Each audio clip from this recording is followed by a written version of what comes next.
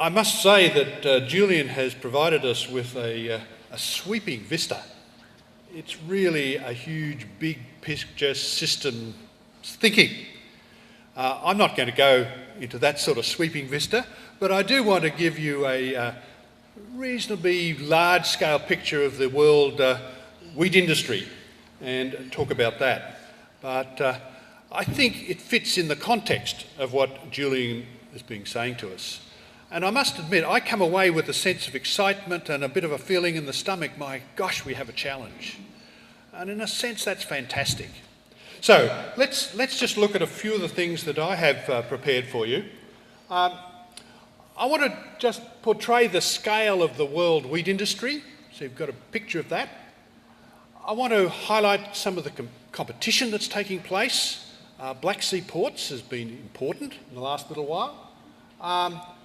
I want to talk briefly about what makes markets risky. And that's an interesting little story in the context of what we've heard. I also want to highlight that, and you're probably aware of this, but Indonesia is truly our biggest customer for wheat. Talk a little bit about baked goods. I want to touch on quality versus consistency in our markets. And I might touch on this issue of what I'm calling internationalisation. This work comes from a study by BRI, which we've been doing over the last while, supported by grain growers and DAF. And it's essentially the first part of it's been done, which is a desktop study, and that is on the grain growers website if you'd like to look at that and study in a bit more detail some of the data we've collected. But also we've been in a process of interviews with mainly the millers around Asia, and we've still yet to complete visits to the Middle East. A little bit tricky at the moment. And we've had a sort of structured set of questions we're asking them. Now, I'm not going to touch very much on that, but I will touch on at the end of my talk on what we found there. So, who are the world's wheat importers? Well, there's a heck of a lot of them. And none of them import much more than about 5% of world imports. And I don't know whether you can see this, but there's Spain at the top of the list, Italy, Nigeria, Brazil, Japan, Indonesia, and so on. It means our markets take a lot of work to maintain our market share. We're competing against the wishes of a lot of countries. And notice also that the variability in how these market shares occur through time. They vary a lot. Different countries are going to have a large market share at any point in time, and as working in an international market, we have to be able to meet that very rapidly changing set of import requirements. And if we live into Julian's world, that's going to continue a great deal. Who are the exporters? Well, there are the traditional exporters, we know about them, the United States, Canada, Australia and Argentina. But notice there's a few others sitting in here. There's the EU at about 15%, the United States at 23%, Canada at 14%, and notice Russia sitting in here. Russia has become, over the last 5 years or so, a significant exporter, and Australia 9.4%. So we don't have a huge share of the world market. Some other things about our market shares. This purple line is the US market share, and that market share has been declining for a long period of time. The Canadian market share is also this yellowy line, also declining over time. And our Australian market share, reasonably constant, and I'll focus on that a little bit more in a minute. So the world export is dominated by a few exporters and a fringe surrounding that of smaller countries exporting wheat. Now, when I tackled this slide, the development of it, I was really surprised. And maybe I wasn't tuned into what's happening, but the long-term decline in US and Canada wheat shares in the world market really surprised me. That did not fit with my image of how people talked about US wheat and Canadian wheat. But there it is. And not only have they declined in export shares, which is the blue line, they've declined in terms of world production shares as well. Now notice Australia. Here's the Australian record, and this is from the 1960s. Okay, it varies a lot, but it's basically flat. And I'm actually looking for a rationale as to why that's occurred and wonder whether it's something quite special about Australian wheat. It may be something to do with the way in which Australian wheat is blended with other wheats. And so we've been able to maintain our market share. Now, it may have a lot of other factors as well. There may be some things like we've been pretty clever in how we've sold our wheat overseas. But it's worth thinking about what is it that has us maintain that share and what is it into the future will have us maintain that share. Now, the other element to all of this is the Black Sea ports. And here's your Soviet Union era where the data was really just not complete. And all of a sudden you get better data, but also some interesting things happened, particularly in the Soviet Union, with tidying up, if you like, the investment and the efficiency of their wheat industry. And so you've got a massive increase in production. So you can really only take it seriously from here. But there's also been a shift, a significant shift in the way in which grains and livestock have interacted with each other. So grain production has gone down a bit as the livestock industry has improved its efficiency also. And a lot of reduction in waste. I can remember taking a trip from Moscow to Saratov, and it was a railway trip late in the afternoon, and the sun was at a low level, and we drove by train, went by train through a number of receival sites for grain. And you could actually see major holes with the sunlight coming through the silos on a number of sites. Now, I'm sure the Russians have tidied that up a great deal and are improving the efficiency of their industry enormously. So here's the export shares. Black Sea ports has risen substantially in the last period of time. And this is data, is last year's data. It's as up to date as I can get it. They look like they're continuing to increase, but I do realise there was a sort of ban on exports and so on, so I expect that when we get that data, that will have dropped down a little bit. So Julian talked a little bit about population. I want to just ask the question, what is it that really drives world wheat demand? And as we'll see in a minute, population is clearly a very, very key driver. And here's the world's population. That's about the 9 billion number, and we expect it to tail off after about 2050, 2100, somewhere there. Interesting question as to whether that will happen. But there's a very wide band of possibilities as to where the population might go. So there's a good deal of uncertainty about that. So that's a major driver. The second major driver is income. And notice that the big countries have still a very high expectation of income. There's China at about 8.4% growth in income through to 2019. And these forecasts were published in 2010, so I presume the work was done in about 2009. Vietnam is another major growth centre, and of course Australia has important trade with Vietnam. Now, there are a lot of other things that drive our wheat markets, and there's a whole supply side to this in terms of water availability, the competitive crops, technology and management, and other factors. This is another diagram that when I plotted it out was sort of quite surprising to me.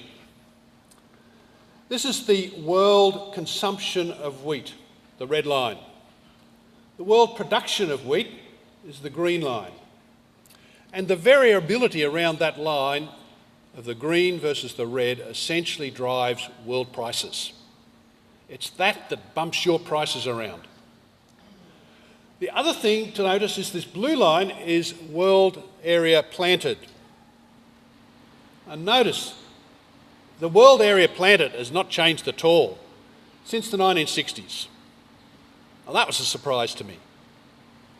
So yield has been the key driver in increasing production and consumption and production of wheat. So world trade has increased a bit, not that much.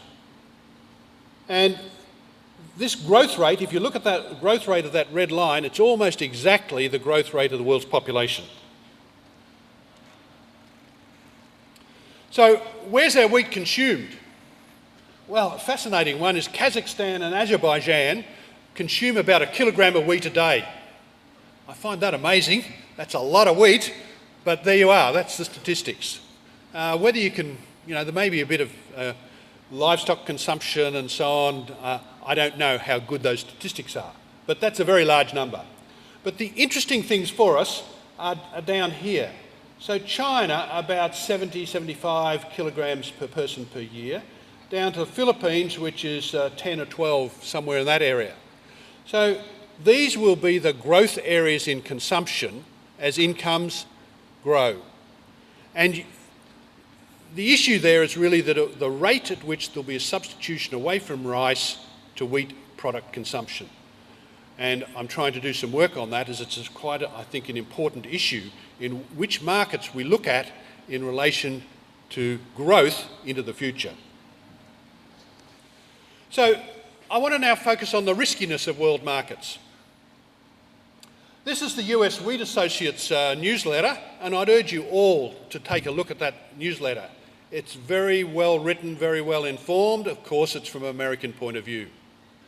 But this is what they wrote in 9th of April 2009. World beginning stocks, a 30-year low. Stocks to use at a historic low. Export origin supplies 43% below 10-year average. And here's all the other stuff that went with that. Then, come forward to the latest I could get as I was preparing these talks, 11th of February. 2010-11 production down by third largest wheat crop on record at 645 million metric tonnes. Drought and hot temperatures cause Russian production to fall 13% to 41.5 million metric tonnes, and so on. And then down here, world ending stocks fall 10% to 178 million metric tonnes. Now these are huge shifts in world stocks and production. And what happens? Well, this is a very long-term price graph, 1900 through to the current time. And a dramatic characteristic of that is the price spikes. And Julian touched on this, but why do we get those price spikes in world wheat prices? And there's also an interesting phenomena here, all the way back to about 1970s, they tend to be a bit more stable. And world wheat stocks were largely held by the producers in that period. And about the 1970s, America and Canada and Europe decided we're not going to hold the world stocks anymore. And so you got a dramatic increase in instability of prices. Stocks to use ratio is like the thermometer. And I'd urge you to, if you're interested in what's happening in the world wheat industry, to keep a very close eye on world stocks to use ratio. And it's the change in that ratio that's the leading indicator, if you like. As the stocks to use ratio starts to fall, the prices rise, and vice versa. And when it gets to about 25%, prices really start to take off. And notice it's been up to around 35%. But in this area here, well, that was the best we did in about 2008, I think, 2000, somewhere there. So the stocks to use ratio seems to be at a lower level than we've had in the past. Now, this is a favourite bit of mine, okay? As an economist, supply and demand functions are our tools of trade. So I thought I would estimate what the world supply and demand functions were for wheat. And I was quite surprised when I saw them. And I had to plot them out like this to see them, because as a sort of functional mathematical relationship, there they are there. They're not very interesting. What's really interesting is that those supply and demand functions are like this. They're almost vertical. So if you change one by a little bit, prices move very rapidly. You can just move your hands like that and you can see how it works. And so that's a fundamental characteristic of the wheat market. And basically, there's a number of factors behind it, but the key ones that wheat is a small component of the consumer's budget, so they really can adjust and tolerate pretty high price movement. And the supply side, as farmers, you have your crop harvested, you can't do much about it. You can do something the next year, but in the current year you can't do anything about it. So that supply function is very steep. And that leads to world price instability. So as farmers, as agricultural people, you have to get used to that those that prices will spike. And so risk management in the wheat industry is crucial. You have to be able to work with those sort of price spikes. This is just summarising what I've already said, and notice where we are at the moment. This is as up to date as I can get it. So there's our world consumption line, and here's what's happened to the supply, and now we're headed down here. It'll be interesting to see whether we continue down a bit more and prices really rise again, or whether we're just going to bounce along that balance. So there's the short term for you. We're just a little bit under, but where it goes next season, it's hard to tell. Now I want to sort of focus a little bit on Australia for a few minutes. Some of you may have seen this already. I call this the CM Donald curve. Donald was an agronomist who published this in about 1990s. May have had it around a long time before that, and various people have used it. I've updated it to the current period, and this is the yield 10-year average, all the way back to the 1870s. So we exhausted this nutrient supply, and of course that could happen again if we get very, very high prices of fertiliser and other nutrients. Superphosphate, better rotations, that sort of thing. And then recently we had a very significant rise, and I've just called it no-till farming. There may be a few other things associated with that that you would be aware of, but we had a 10-year average substantial rise. Now we've just been able to calculate the last 10 years, and here's what's happened to the last 10 years. If you take the droughts out, you get back up here somewhere, but it doesn't bring us all the way back. So there's been something, and I know GRDC's been concerned with this, a number of you will have been concerned about this, somewhat declining yields in Australia. There may be some very interesting reasons about that, and we can perhaps discuss that in the discussion later. Here's world yields. European Union, massive increase in yield since the 1960s. And when the EU became EU 27, there were a number of lower yielding countries entered that, and notice it's slightly flattened out in pattern. But for me, the really interesting one is China. Here's the yield growth in China. Very, very substantial and nearly parallel with the EU. The growth in India, less but substantial growth. And Australia, the blue line down here. We have a hard time increasing yields, and I don't want to underestimate that. And I'm not showing you this as a sort of competition. You should not think of it as a competition, because really it's in many ways it's profitability or value added and those sort of things that matter. Yield is only part of the system, but it's an important part. So in Australia, our production has gone like this, our area planted has gone like this, so we do not have that gap which reflects very substantial yield growths. Here's what happens to yields in Eastern Australia, and the red is Western Australia. And so the decline in yields has been higher in Eastern Australia over the last recent periods than it has been in Western Australia.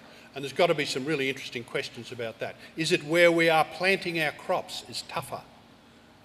Is it that the way in which we grow our crops is different?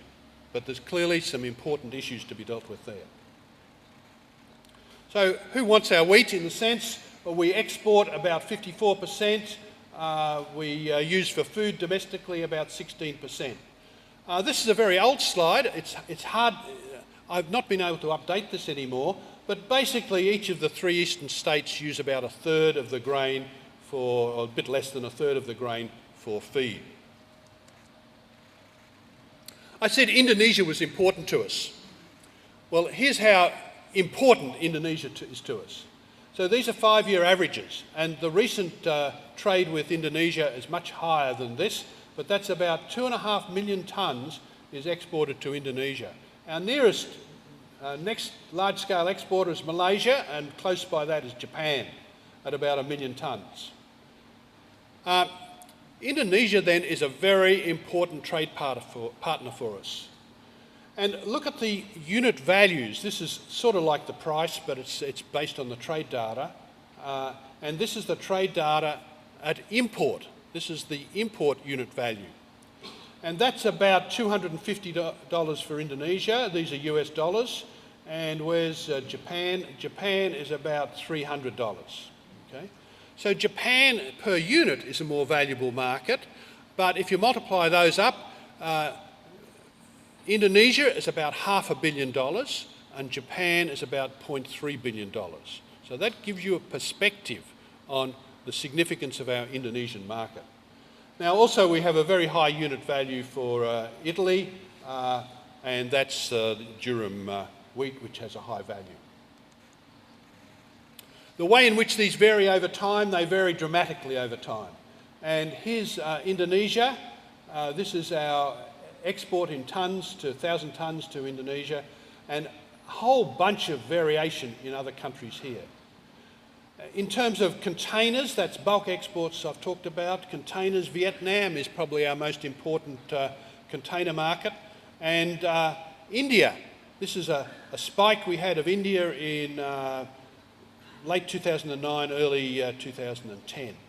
So they also bounce around all over the place. It means there's a lot of work in maintaining those markets.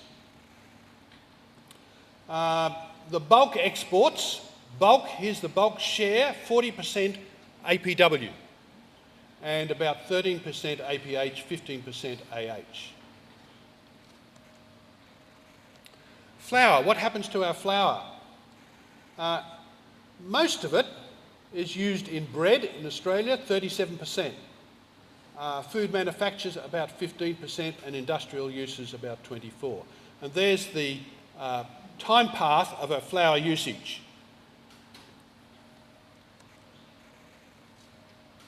What do the retail sales of product look like for some of our major customers?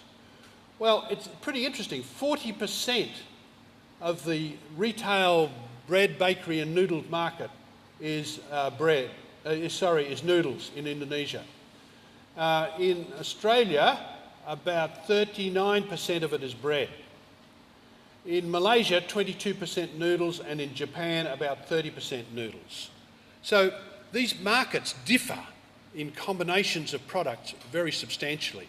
And so our wheats that need to go there, that specially produce these products, also differ significantly.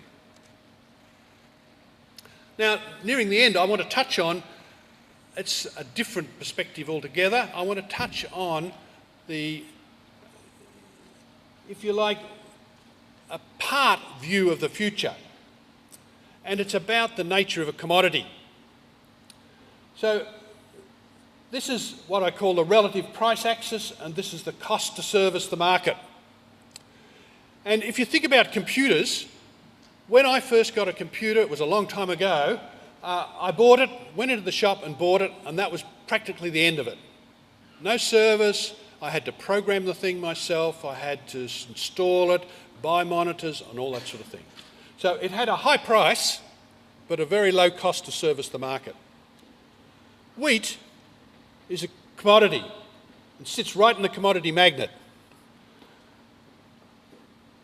It's very hard to move something out of that. And in fact, computers have moved down that direction. They're now almost commodities. You get a lot of services with computers. And wheat, a lot of things go to service those markets. All sorts of things, transportation, insurance services, promotion and advertising, all those sorts of things are added to the product wheat. So the interesting question is, can you do much about moving it away from that magnet? Well, yes, you can do some. And you could reduce some of the services that are provided and target them much better to users, find out what the users really want in relation to those services. That's probably hard. But the other one is what we can label product differentiation. It's a market focus. So what does the market really want? You find out much better what the market wants and then deliver it in small packages. So the container market is really a movement in this direction. It's a market-oriented focus. And so doing a good job with your container market is really important if you're going to differentiate your wheat product. And that will add value, but clearly you can only do some of that. I'm not suggesting that the whole wheat market can be put in containers. So we have two market types, specialty and commodity, and wheat's a commodity. And those services are often given away to maintain market share. Over time, there's always a pull towards the commodity. And differentiation and unbundling the services are ways to get it somewhat out of that segment. I want to touch on two other things. The internationalisation of the wheat market.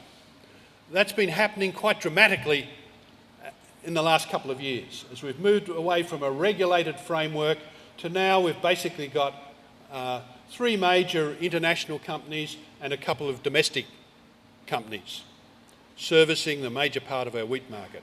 But notice we have a fringe of other traders. I think they're really, really important to our industry. Let me try and explain why. The large traders are driving down the extensive cost curves which reflect economies of scale and scope. And that's a bit of jargon, okay? But basically it means the bigger you get, the lower your cost. And they're driving very hard on that, partly to get market share, but also partly to be able to capture the benefit of those driven down costs. And we see this in our supermarket world as well. But the fringe of competitive traders ensures that some of the benefits of those cost savings are actually passed around the system. So the small competitive fringe tends to product differentiate. It's the only way it can gain value. And so the ability to have them function effectively, to have the rules of the game designed so they function effectively, I think is really important and not something to be underestimated and not something probably to be feared. The risk is that they tend to come in and out of the industry and sometimes go broke. So there's a trade-off. They capture some of the benefit and spread that round to people like farmers and other people in the industry, but they also have a risk. So that's summarising that. So I'll come back to that in a minute. So just touch on what happened for some of these visits. So, and I haven't done the visits, Ken Quayle and Mike Southern have been doing these visits, but this is like second-hand information for you. Australia wheat is valued. It's white grain, it's low moisture, good flour colour, colour stability, and it's excellent for noodle texture. Okay, there's some of the things that the millers said they value Australian wheat for. But some of the things they're really worried about is continuity of supply. And that has a real cost. If we can't continue to supply the wheat, and I know that's difficult because we suffer droughts and floods and so on, but that's a real cost to the millers, and it turns them away from Australian wheat, which is probably much more variable in supply than Canadian and American. Australia also doesn't compete well, Australian wheat doesn't compete well in bread making quality, and that's particularly for Asian bread, which is sweet and has a high fat content. And so the North American wheats perform much better when you have that sort of bread. Other things to watch. We're finding the cleanliness of the wheat in containers in particular has been falling. And the variability of those containers So there'll be a batch of containers, but the variability within that set of containers is much higher than millers feel acceptable. And the attention to standards has also fallen a bit. There's a significant issue about pesticide residues and the resistance that's building up, particularly in Asian climates, and the common use of pesticides in Australia and the same pesticides in Asia. So it's one to watch. And the logistics has been a question mark. And I hope we've gotten over this, where there was a problem in Western Australia, but they report that as an issue.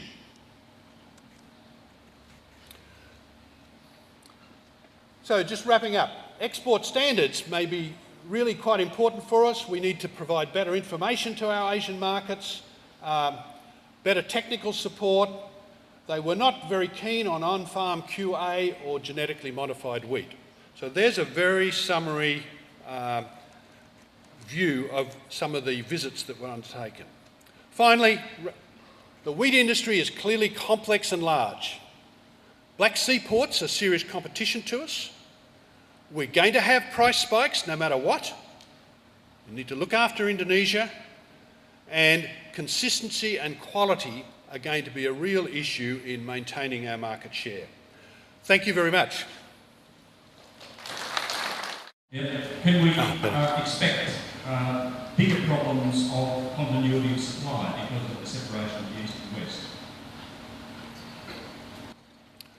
Oh, my initial reaction is that it probably won't make a lot of difference in terms of having, if you like, multinational companies operating in our environment, and the West essentially with a domestic-based company, cooperative, which is interesting in its own right, but I don't think that will make a huge difference. I think the world market is a big system in which we function as a relatively small part. And we've got pretty good ports around the nation. They can function to get wheat in and out. I don't think that'll be a serious issue. But, you know, I'd be happy to debate that one.